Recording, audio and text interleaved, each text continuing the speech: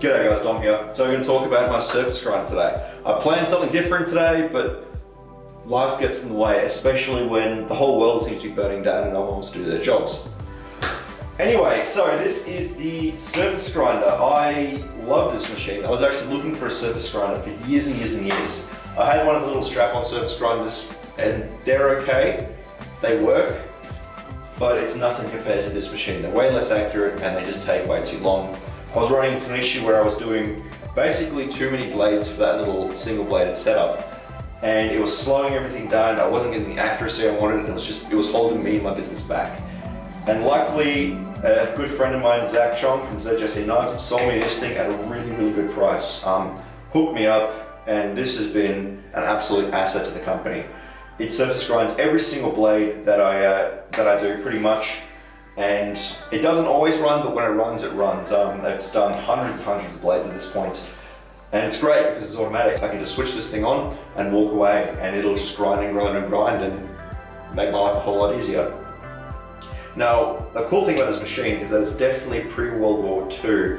I don't know exactly how old it is, but it's a very old school bit of kit. It's built solid, it's all cast iron and hydraulics. I just find it really cool that this is a machine that was most likely used in the war effort to get plane parts done, to get whatever parts finished and out there to go to war. I just find that cool. It's a bit of history for the company and I like it. So essentially the way this thing works, we've got a little magnet up here. This thing can turn on and off. So you can stick your knives on there, switch on the magnet, and this thing's going to start running. Now originally they come with a stone, like this, but Zach actually retrofitted it to run on a belt.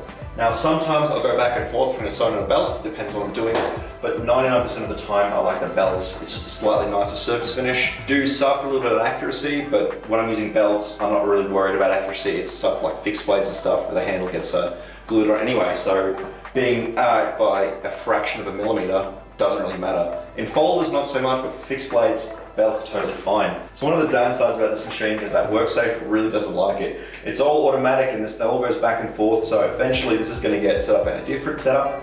It's probably going to need a cage brand of some sort or something along those lines to sort of to stop people getting hurt, because while this wouldn't really hurt you, this is still moving around and has potential to knock a child in the face, let's just say, and WorkSafe is very paranoid about that. So down the road I'm probably going to put a cage around it of some sort, or just figure out some way to basically idiot-proof it to keep WorkSafe happy. And probably another way to stop like a catcher over here as well in case a blade decides to go flying. Not that it really does with any force, but hey, WorkSafe. And yeah, that's the surface grinder pretty much. You guys got any questions or anything, let me know. Drop it in the comments, I'll get to as many as I can. Anyway guys, thanks for watching, I really appreciate it, and I'll see you in the next video.